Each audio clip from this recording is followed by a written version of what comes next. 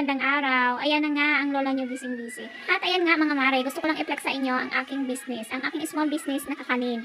Ito po mga mare ay nagkakabilang dito ay puto cheese, sa pichi-pichi, sapin-sapin at saka minsan po pagka hindi ako busy gumagawa ako ng bicho-bicho. Yung pinipit po sa amin sa probinsya, sa Kabikulan. Ang sarap po nun mga mare dahil with buko feelings po yon sa akin. Yun nga lang mga mare kasi medyo mahirap kasi gawin yung bicho-bicho na yun. Ang hirap po lamasin. Kaya bihira lang po akong gumagawa nun. Pero yun nga mga mare, ayan. Gusto ko magpasalamat sa inyo sa mga tumatangkilik ng aking small business. At sa laging nag-order, thank you. Nga pala, salamat sa suporta nyo.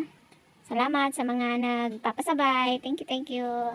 Ayun. At yun na nga mga mare, makakabawi din ako sa inyo sa lahat ng mga nag-order dyan, yung mga nagtatangkilik. Alam nyo na yan, sincere kayo. Thank you. Kaya sooner po yan mga mare. And more power po sa inyo. Sana po ay makabawi ako sa inyong kabutihan. Yun lang po mga mare. Salamat sa panonood. Please like and share. Comments na din po.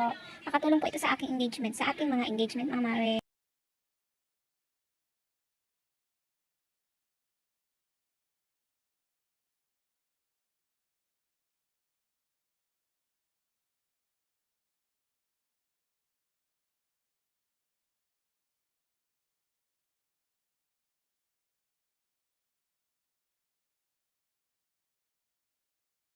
Balik kabutihan sa inyong mga ginawa sa akin sa pag-order nyo, sa mga lagong nagtatangkilik.